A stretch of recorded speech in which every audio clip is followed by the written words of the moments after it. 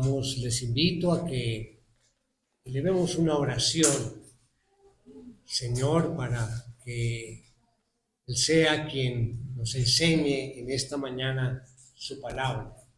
Inclinemos nuestros rostros.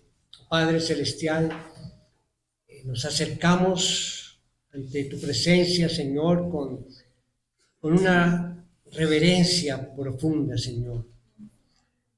Al igual que el apóstol Juan, muchas veces nuestros ojos se nublan, quizás por algunas pruebas o por el dolor que hay en el mundo, y nos cuesta, Señor, ver tu mano.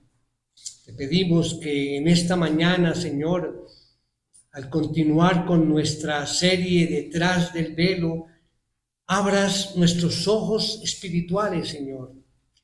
Quita todo velo de incredulidad, de distracción, quizás algo de desánimo.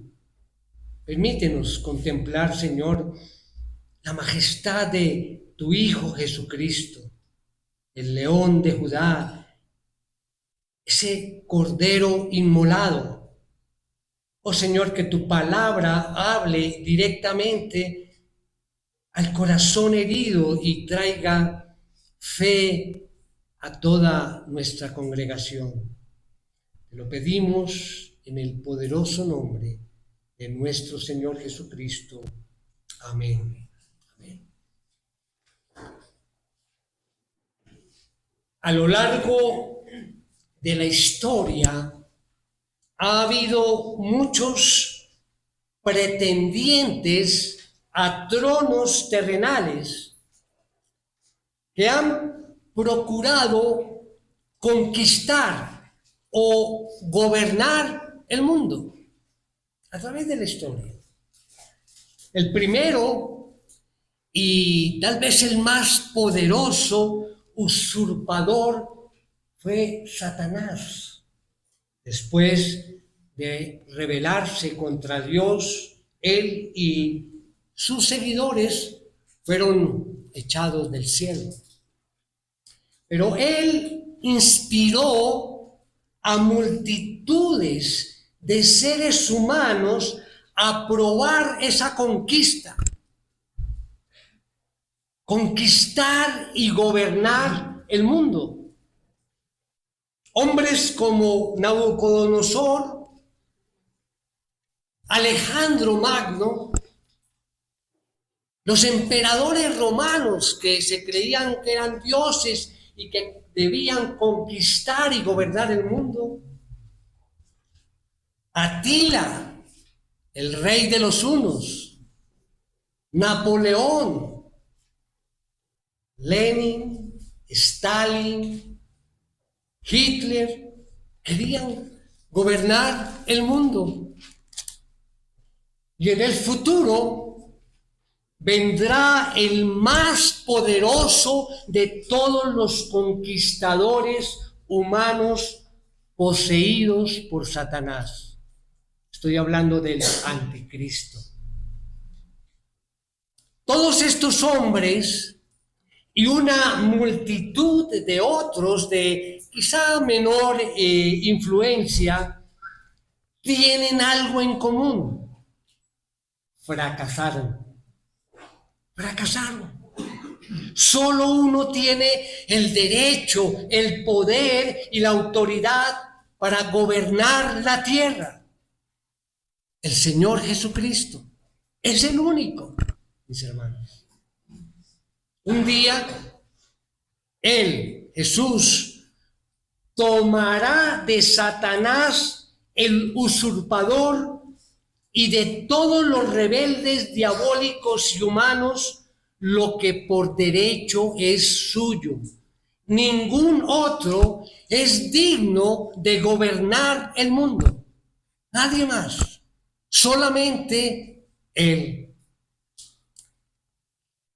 En el libro de Apocalipsis, capítulo 5, que es el estudio del mensaje en esta mañana, nos presenta a Jesucristo, el legítimo gobernador de la tierra. Él es el tema central de esa segunda visión que tuvo Juan allí en el cielo. El escenario, recordemos quienes escucharon el mensaje del domingo pasado, el capítulo 4, era ese escenario que Juan vio allí en el cielo. Vio el trono de Dios. Eso fue lo que primero le llamó la atención allí en esta visión. El trono de Dios. Y recuerdan que estaban allí presentes los querubines, los 24 ancianos. ¿Recuerdan los 24 ancianos que representan que la iglesia que fue arrebatada y glorificada? Y estaba allí el Espíritu Santo en su séptupla gloria, como dice allí el capítulo 4, el versículo 5, que ya hemos explicado en otras oportunidades.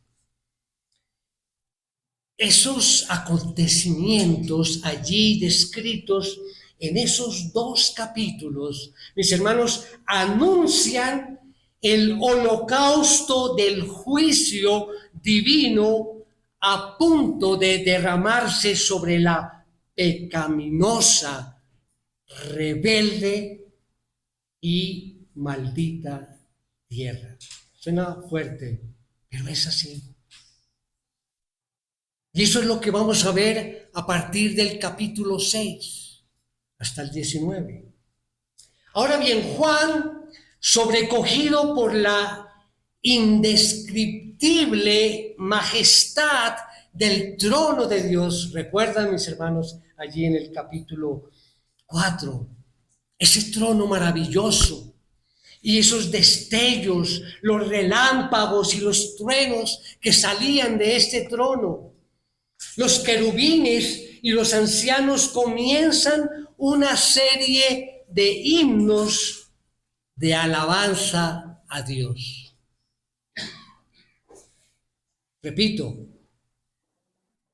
comienzan una serie de himnos de alabanza a Dios. Esos himnos celebran a Dios como creador y como redentor, y se regocijan porque Él está a punto de recuperar lo que legítimamente le pertenece. Este es el momento que todos nosotros como cristianos anhelamos. Ese es el momento. Ahora bien, vamos a nuestro texto, capítulo 5 del libro de Apocalipsis. En su visión, Juan nos dice, versículo 1 dice, en la mano derecha de aquel que estaba sentado en el trono, vi un libro escrito por dentro y por fuera, sellado con 7 sellos. Comenzamos a imaginar esta visión de Juan.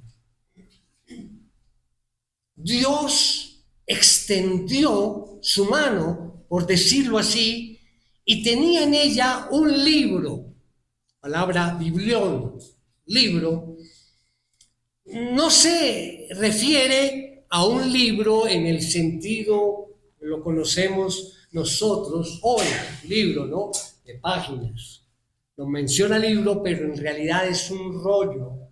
Es un rollo que era un trozo de papiro o de piel, también de animal, pergamino, ¿sí? Grande, y estaba con los 7 sellos. Entonces, estos rollos eran como los testamentos para los romanos. Ellos eran sellados con 7 sellos. Y este rollo en particular, el que tiene Dios en la mano derecha, no era un testamento, sino un documento legal era un contrato. En los tiempos antiguos, desde más o menos la época de Nerón, los romanos usaban este tipo de contrato. Todo el contrato se escribía allí en las páginas interiores, digámoslo así, del rollo, y se sellaba con 7 sellos. Entonces, el contenido del contrato se describía brevemente por la parte exterior, como para saber uno, de qué se trata este rollo, era como el título, ¿no? ¿De qué se trata? Todo tipo de transacciones que se efectuaban de esta forma, entre ellos, por ejemplo, los contratos de matrimonio, los contratos de alquileres, la liberación de esclavos o contratos de finanzas, etcétera, llevaban este mismo procedimiento. Pero el libro que Juan vio en la mano de Dios es el título de propiedad de la tierra que le dará a Cristo. ¿De acuerdo? Me van siguiendo, ¿verdad? Es el título de propiedad que Dios le dará a Cristo. Sin embargo, hay que hacer una aclaración, en diferencia con los otros documentos legales, este documento no recoge los detalles descriptivos de lo que Cristo va a heredar, no, sino allí Él recobrará su legítima heredad. Eso es lo que dice el libro. Cristo recobrará su legítima heredad y lo hará mediante los juicios divinos que estaban por derramarse sobre la tierra. Ese es capítulo 6 en adelante, los juicios divinos. Bien, si comprendemos esta introducción, los invito entonces que me acompañen a ver 3 puntos en el desarrollo del mensaje, cuyo título es El único digno de nuestra historia. La idea principal del mensaje en esta mañana: cuando el mundo entero se quede en silencio y el mal parezca vencer, solo Jesucristo tiene el derecho, el poder y el amor para reclamar y gobernar el universo entero. Vamos al primer punto. El silencio que nos hace llorar. Como subtítulo o punto A, cuando los recursos de la tierra se agotan. Sigamos allí en nuestro texto, versículo 2 al 4, dice: Vi también a un ángel poderoso que anunciaba a gran voz: ¿quién es digno de abrir el libro y de desatar sus sellos? Y nadie, ni en el cielo, ni en la tierra, ni debajo de la tierra, podía abrir el libro ni mirar su contenido. Y dice Juan: yo lloraba mucho porque nadie había sido hallado digno de abrir el libro ni de mirar su contenido. Aquí no se menciona por nombre al ángel poderoso, y se vi también a un ángel poderoso que hablaba a gran voz para que su proclamación pudiera llegar hasta el último rincón del universo. El ángel buscaba a alguien que fuera digno y capaz de desatar esos sellos, de abrir el libro y de mirar su contenido. ¿Quién? Pregunta él. tiene la dignidad innata y virtuosa y el derecho divino que lo capacita para abrir los sellos? ¿Quién tiene el poder de derrotar a Satanás y a sus huestes demoníacas para eliminar el pecado y sus efectos y revocar la maldición sobre toda la creación? Eso es lo que preguntaba a gran voz este ángel. ¿Quién? Pregunta él. Pero mientras los ecos de su clamor se alejan, solo hay silencio, silencio en el universo. Los poderosos arcángeles Miguel y Gabriel no responden, se quedan en silencio. Millares y millares de otros ángeles permanecen en silencio. Todos los justos muertos de todas las épocas, entre ellos Abraham, Isaac, Jacob, José, Job, Moisés, David, Salomón, Elías, Eliseo, Isaías, Jeremías, Ezequiel, Daniel, Pedro y el resto de los apóstoles, Pablo y todos los demás de la época de la iglesia, no dijeron nada. Se quedaron en silencio. Y dice el versículo 3. Y nadie, ni en el cielo, ni en la tierra, ni debajo de la tierra, podía abrir el libro ni mirar su contenido. Una búsqueda en todo el universo y trae como resultado que no hay ninguno digno de abrir el libro. Y Juan, imaginemos a Juan allí, abrumado por la tristeza y el desánimo ante estos acontecimientos.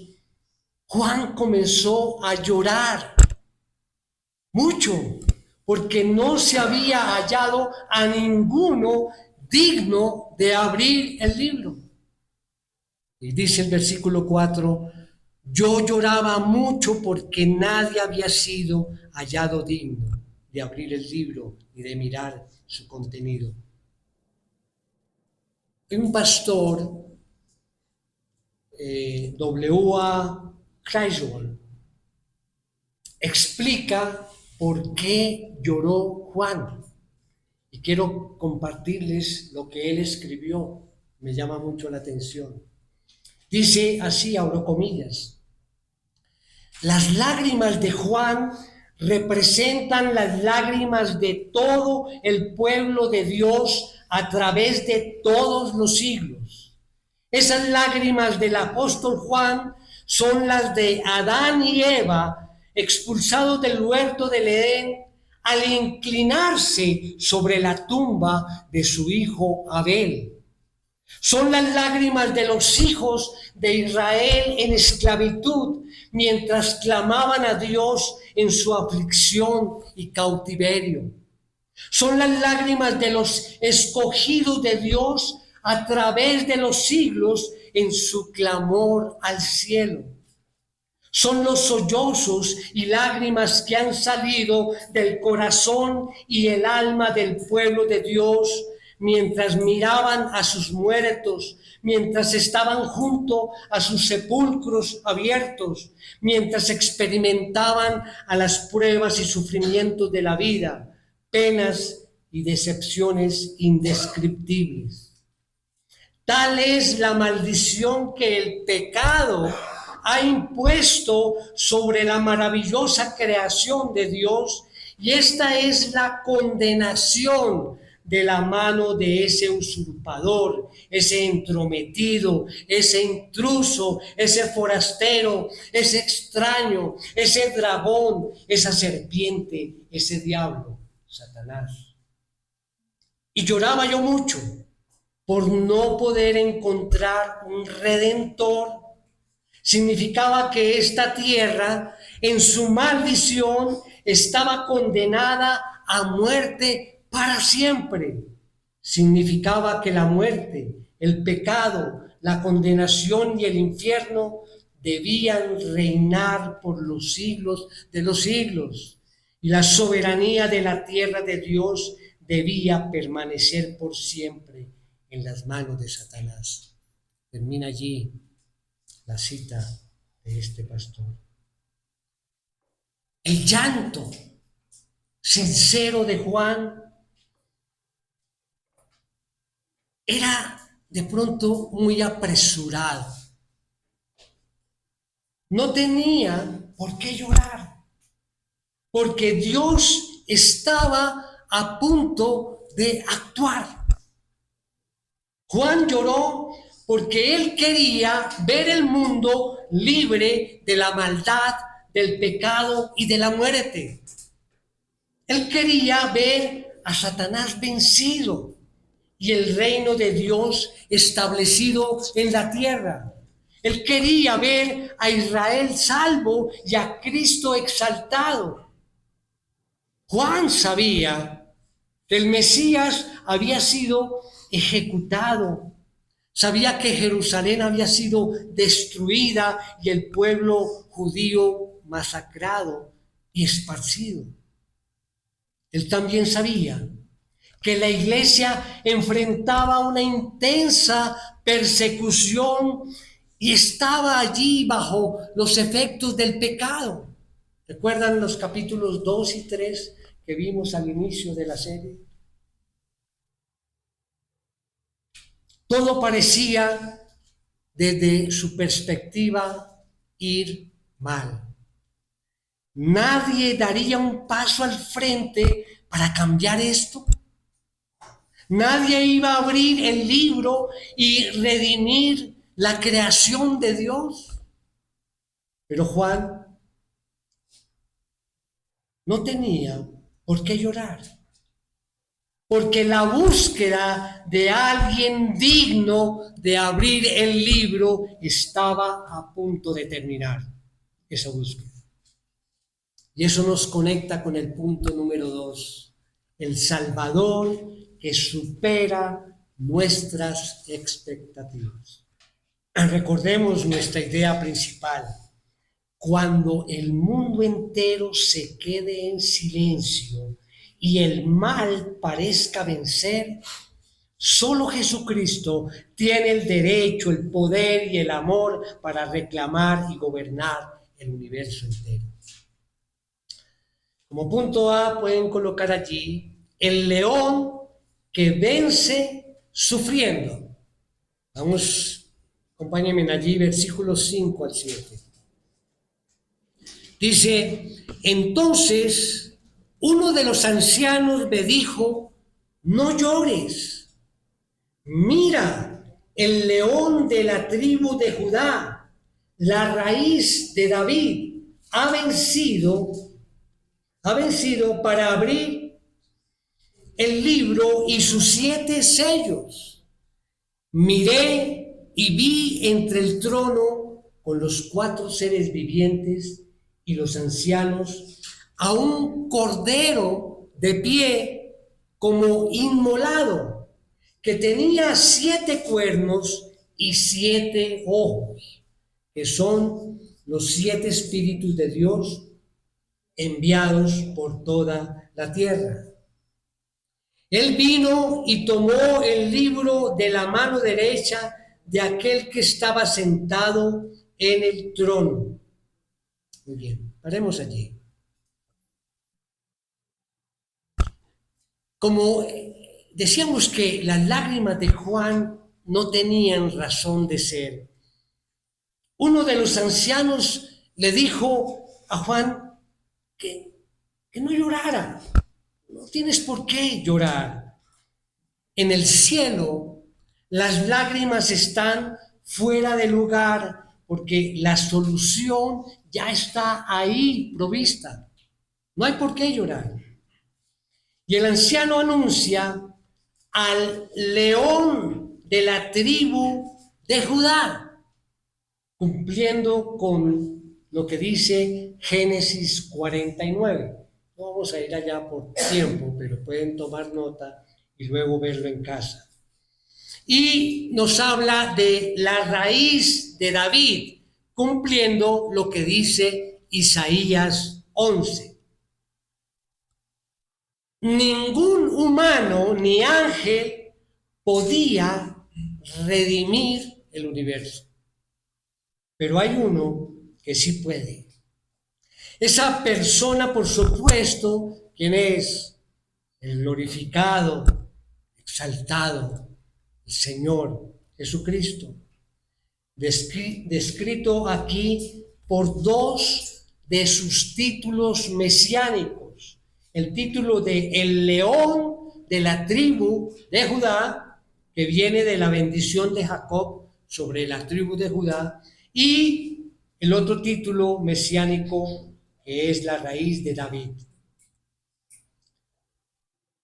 Imaginemos que los judíos de la época de Jesús, ¿ellos qué esperaban del Mesías? Un Mesías militar, un estratega político que tomara la espada y destruyera los ejércitos romanos y pusiera a Jerusalén en la cima del mundo. Eso era lo que esperaban los judíos del Mesías. Por eso rechazaron a Jesús, porque no encajaba allí en ese molde político que ellos tenían. Y trágicamente, los judíos juzgaron mal por completo allí al Mesías. Y el león, él es un león. Y como león, desgarrará y destruirá a sus enemigos. Pero lo hará conforme a su programa y no al de los judíos o al de ellos. Su juicio sobre los enemigos, como león, aguarda aún por un día en el futuro que él ha escogido. El día que comienza a revelarse aquí en el capítulo 5 de Apocalipsis. Jesucristo es el que es digno de tomar el libro. ¿Por qué Él es digno? Bueno, por quien Él es, el legítimo rey procedente de los lomos de David, por lo que Él es, el león de la tribu de Judá, con el poder de destruir a sus enemigos, y también por lo que Él ha hecho. Él ha vencido en la cruz. Él derrotó el pecado, a la muerte y a todas las fuerzas del infierno. Entonces, mientras Juan miraba la increíble escena delante de él, recordemos nuevamente esa escena, para no perdernos allí de ese escenario maravilloso, el reflejo resplandeciente y brillante de la gloria de Dios que emanaba de aquel trono, el brillante arco iris color esmeralda que lo rodeaba, la radiante calle donde estaba, los destellos de relámpagos y truenos presagiando terribles juicios divinos.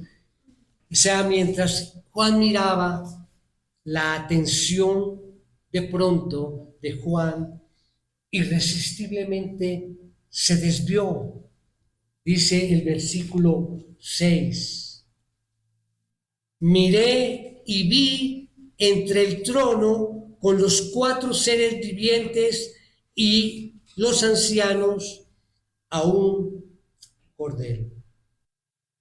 En lugar del esperado león poderoso de la tribu de Judá, ese gran conquistador y rey davídico, Juan vio fue a un cordero. Un cordero.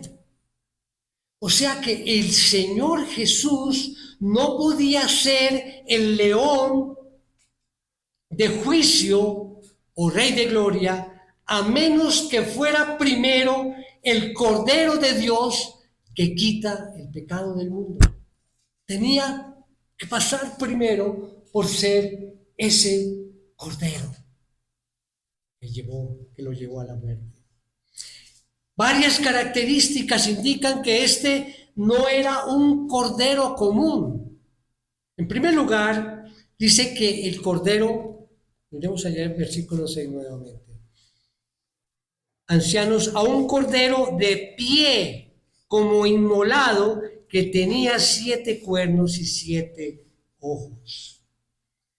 O sea, cuando habla como si hubiera sido inmolado, él ve ese cordero, las cicatrices de sus heridas mortales que había recibido. Este cordero eran claramente visibles. Sin embargo, estaba vivo. Aunque los demonios y los hombres malvados conspiraron contra él y lo mataron, él, ¿qué pasó? Resucitó de los muertos, derrotando de esta forma a sus enemigos. Y otra característica acerca de este cordero que observa Juan es que tenía 7 cuernos.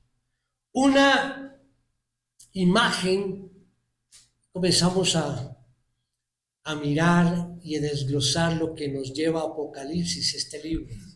7 cuernos, una imagen traída del mundo de los animales, los cuernos. Porque los cuernos en las escrituras simbolizan fortaleza y poder. 7 es el número, ya sabemos, ¿no? Número de la perfección. Simboliza eso, la perfección y el absoluto poder del Cordero. El Cordero, en la visión de Juan, también tenía 7 ojos, que son los 7 espíritus de Dios enviados por toda la tierra. Una vez más, denotando esa perfecta omnisciencia y la total comprensión y el conocimiento. Esos ojos, observó Juan, que representaban los 7 espíritus de Dios enviados por toda la tierra.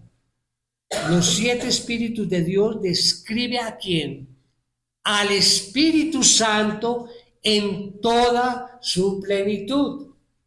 Lo hemos mencionado. Pero aquí se ve la plenitud del Espíritu Santo con relación al juicio, mientras va por toda la tierra en busca de pecadores, culpables, que no se han arrepentido para que sean juzgados. El verso 7 registra el acto final y monumental en esa escena allí en el cielo celestial. Todo lo que Juan ha estado describiendo desde que comenzó esta visión allí en el capítulo 4 que vimos el domingo pasado, desde ese versículo 1 del capítulo 4, todo eso estaba encaminado ¿a qué? A este momento en el que se ve el acto grandioso y culminante de la historia, el acto que señalará el fin de los días del hombre, el fin del día de nosotros. La meta suprema de la redención está a punto de mostrarse, mis hermanos. El paraíso se reconquistará y el Edén se restaurará. Ante los ojos maravillados de Juan, el Cordero versículo 7, dice: Él vino y tomó el libro de la mano derecha de aquel que estaba sentado en el trono. El que es digno ha llegado para recibir de vuelta lo que legítimamente es suyo. Continuando, llegamos al punto número 3, que es el cántico que sana nuestras heridas. Recordemos la idea principal: cuando el mundo entero se quede en silencio y el mal parezca vencer, solo Jesucristo tiene el derecho, el poder y el amor para reclamar y gobernar el universo entero. Como punto A, una iglesia con memoria y un universo en adoración. Después de que hemos visto lo que Juan vio y nos describió allí, vamos a leer los últimos versículos desde el versículo 8. Dice: cuando tomó el libro, los 4 seres vivientes y los 24 ancianos se postraron delante del Cordero. Cada uno tenía un arpa y copas de oro llenas de incienso, que son las oraciones de los santos. Y cantaban un cántico nuevo diciendo: digno eres de tomar el libro y de abrir sus sellos, porque tú fuiste inmolado y con tu sangre compraste para Dios a gente de toda tribu, lengua, pueblo y nación. Y los has hecho un reino y sacerdotes para nuestro Dios, y reinarán sobre la tierra. Versículo 11: y miré y oí la voz de muchos ángeles alrededor del trono y de los seres vivientes y de los ancianos. El número de ellos era miriadas de miriadas y millares de millares, que decían a gran voz: el Cordero que fue inmolado es digno de recibir el poder, las riquezas, la sabiduría, la fortaleza, el honor, la gloria y la alabanza.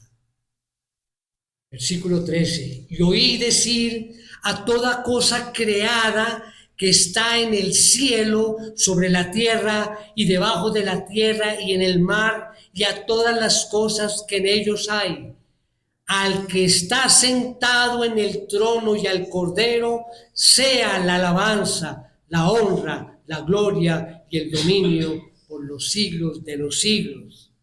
Los 4 seres vivientes decían: amén, y los ancianos se postraron y adoraron.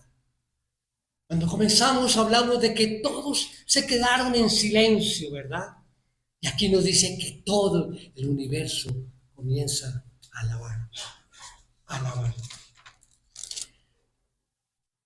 Esa aparición del Cordero mientras toma el libro hace que esa alabanza estalle desde todos los lugares del universo.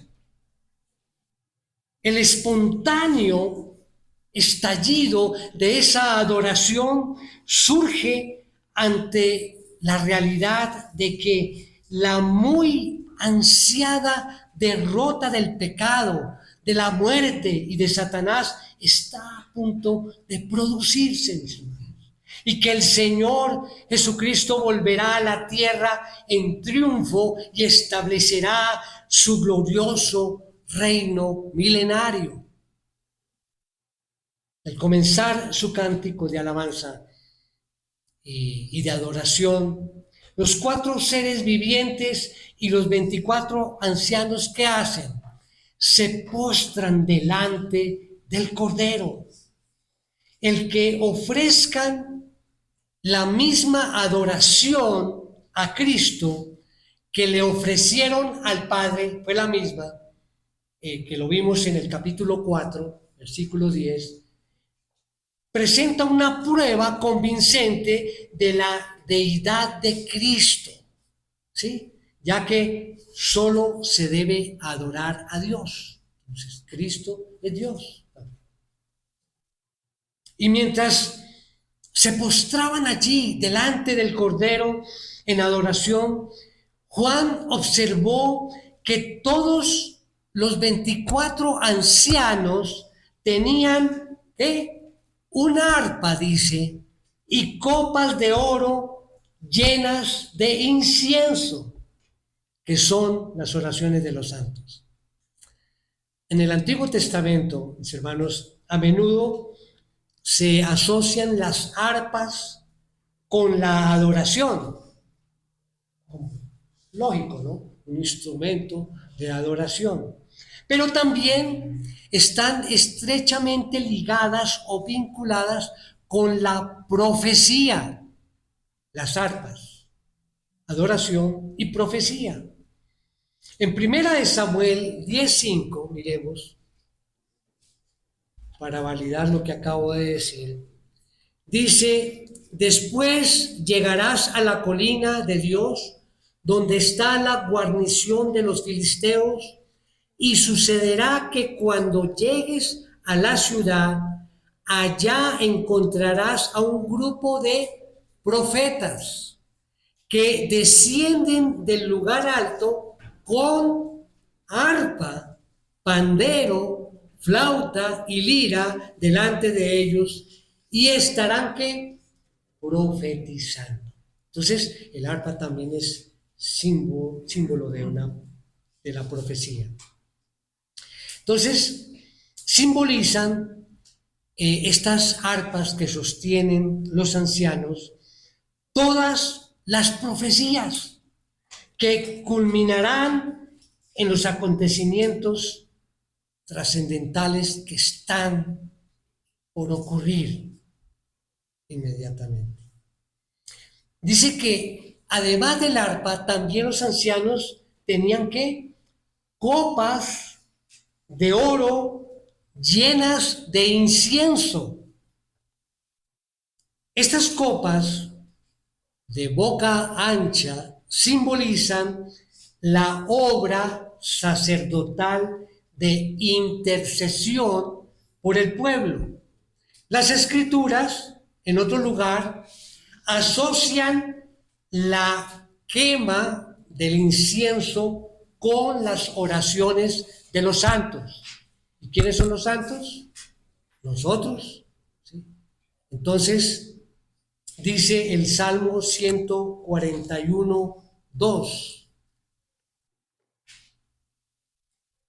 sea puesta mi oración delante de ti como incienso, el alzar de mis manos como la ofrenda de la tarde. El incienso, entonces, en estas copas representa las oraciones de los creyentes a través de los siglos. ¿Les parece la importancia de la oración? Las peticiones de oración que llenamos al final del servicio, las oraciones que elevamos día tras día agradeciendo a Dios por su misericordia, por su bondad, por su amor y fidelidad. ¡Qué importante! Esas oraciones, mis hermanos, están allá, van a estar allá, en el cielo, en esas copas de oro. Entonces, el incienso en esas copas representa las oraciones de los creyentes a través de los siglos para que venga la redención de la tierra profetizada y prometida por Dios. Tomadas en conjunto, las arpas y las copas indican que todo lo que los profetas profetizaron y todo aquello por lo que los hijos de Dios han orado debe cumplirse. Todas las profecías y todas las oraciones se van a cumplir. Mientras los ancianos llevaban ante Dios los deseos y las oraciones de los santos, Dice el versículo 9, y cantaban un cántico nuevo. Ese cántico, mis hermanos, comienza con la reafirmación de que Cristo es digno de tomar el libro y de abrir sus sellos. Él es digno porque Él es el Cordero, el león de la tribu de Judá y el Rey de reyes y Señor de señores. Abrir los sellos del libro significa, escuchen bien, decretar los juicios escritos en él. No sabemos lo que viene allí adentro. Cada sello que miraremos más adelante. Entonces, reafirmando aún más, digamos, los méritos de Cristo, la canción continúa allí en el versículo 9. Dice, y cantaban un cántico nuevo diciendo, digno eres de tomar el libro y de abrir sus sellos, porque tú fuiste inmolado y con tu sangre compraste para Dios a gente de toda tribu, lengua, pueblo y nación. Esta frase amplía, digamos, la afirmación del versículo 6 de que el Cordero había sido inmolado, explicando el significado de su muerte. Fue la muerte expiatoria de Cristo que ha redimido para Dios. ¿Para Dios a quiénes? A gente de toda tribu, lengua, pueblo y nación. Pero la canción sigue expresando los resultados de la redención y dice el versículo 10, y los has hecho un reino y sacerdotes para nuestro Dios y reinarán sobre la tierra.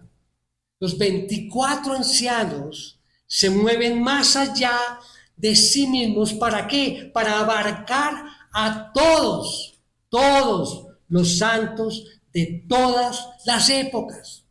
Ahí estamos nosotros, allí en su canto y alabanza de adoración, para alcanzar a ellos. Y en el versículo 11 Juan dice por cuarta vez en el capítulo que vio algo, dice, y miré y oí la voz de muchos ángeles alrededor del trono y de los seres vivientes y de los ancianos, y el número de ellos era miriadas de miriadas y millares de millares, que decían a gran voz. Vamos a dejar ahí. A esas voces de los 4 seres vivientes y de los 24 ancianos, ahora se suman, imagínense eso, las voces de un número incontable de ángeles. La frase millares de millares describe a una multitud incontable. ¿Se imaginan la escena allí en el cielo? La gran multitud comenzó a decir, versículo 12, decían a gran voz, el Cordero que fue inmolado es digno de recibir el poder, las riquezas, la sabiduría, la fortaleza, el honor, la gloria y la alabanza. Una vez más, el énfasis está en la muerte de Cristo que da perfecta redención, debido a la cual se debe adorar y alabar.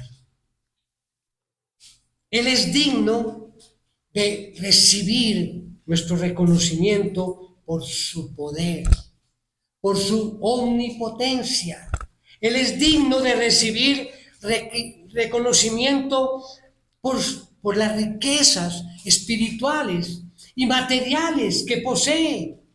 Todo le pertenece a Él. Él es digno de recibir reconocimiento gracias a su sabiduría, a su omnisciencia. Por todas estas cosas y todos sus demás perfecciones absolutas, Jesucristo es digno de toda honra, gloria y alabanza. Y mientras el gran himno de alabanza alcanza allí el punto culminante, se une al coro, versículo 13, y oí decir a toda cosa creada que está en el cielo, sobre la tierra, debajo de la tierra y en el mar, y a todas las cosas que en ellos hay. Esta declaración, mis hermanos, imagínense todo el universo clamando. Esta declaración tan abarcadora, si la palabra está bien, ¿no? Abarcadora, nos recuerda lo que dice el Salmo 69:34. Dice: alábenle los cielos y la tierra, los mares y todo lo que en ellos se mueve. Y el versículo final, el último versículo de los Salmos, el último versículo allí en Salmo 156, dice: todo lo que respira, alabe al Señor. Aleluya. Todo alabe al Señor. Este coro poderoso exclama, dice allí en el versículo 13, la segunda parte: al que está sentado en el trono y al Cordero sea la alabanza, la honra, la gloria y el dominio por los siglos de los siglos. Mis hermanos, aquí hay bendiciones sin fin, honor sin fin, alabanza sin fin, gloria sin fin y adoración sin fin. Pertenecen a Dios el Padre y el Señor Jesucristo. La creación no puede contener su gozo por su inminente redención. Y llenos de asombro, amor y alabanza, los cuatro seres vivientes pudieron solo seguir diciendo amén, dice allí el versículo 14. Esa solamente afirmación que quiere decir que así sea, que ocurra. Y los ancianos, termina allí el versículo, se postraron y adoraron. Iglesia, para terminar este precioso capítulo 5, regresemos por un instante a la escena con la que Juan cierra este capítulo. El universo entero ha dejado de estar en silencio y el cielo ha estallado en adoración. El pasaje termina con los cuatro seres vivientes diciendo amén y los 24 ancianos postrándose y adorando. Este cierre no es solo el final de una visión, es el recordatorio de cómo termina nuestra propia historia. Apocalipsis 5 comenzó con un hombre llorando desconsoladamente en la tierra porque no veía una solución, y termina con el universo entero rindiéndose a los pies de aquel que tiene todo el control. El llanto de Juan fue real, pero fue apresurado. Su dolor era comprensible, pero no era definitivo. Dios no había perdido el control, nunca lo pierde. Simplemente estaba esperando el momento exacto para presentar al único que es digno. Y quiero que se lleven para casa junto con su hoja y repasemos este capítulo para comprenderlo más. 3 cosas que vimos hoy en este mensaje. Primero, hablamos de un silencio total, o sea, del versículo 1 al 4. Juan llora porque nadie en el universo es digno de abrir el libro. Eso representa la debilidad humana y el silencio del mundo cuando no tenemos respuestas. Segundo lugar, la dignidad única, versículos 5 al 7. Cristo aparece como el león de Judá, que es victoria y derecho, y como cordero inmolado, que es amor y sacrificio. Él es el único con la autoridad para intervenir. Y tercero, la adoración eterna, el versículo 8 al 14. Todo el universo se postra. Cuando entendemos su sacrificio, le entregamos voluntariamente el gobierno de nuestra vida. Mis hermanos, si el cielo entero se postra ante el Cordero, nuestra única respuesta hoy es hacer lo mismo. Si has venido cargado, si has estado llorando en secreto pensando que el enemigo se ha salido con la suya, quiero invitarte a que entregues ese rollo de tu vida al único que es digno de abrirlo. Vamos a unirnos al amén de los seres vivientes, adorando al que tiene tu futuro en su mano derecha. Amén. Tenemos nuestros rostros, mis hermanos. Oh Padre amado Señor, nuestro corazón se une a ese cántico celestial, reconociendo a Jesús, tu Hijo unigénito, como el único digno, el único dueño y Señor de nuestras vidas. Gracias, Señor, por Jesús, porque Él fue allí inmolado en la cruz para comprarnos con su sangre preciosa y darnos esta libertad, Señor. Oh Dios, bendice a cada familia aquí representada, Señor. Seca las lágrimas de los que sufren y llénanos, Señor, de tu paz, esa paz victoriosa. Te entregamos hoy, Señor, el control de nuestras vidas. Que nuestra alabanza se una a la del cielo y clamemos que solo tú eres digno de recibir la gloria, la honra y el poder por los siglos de los siglos.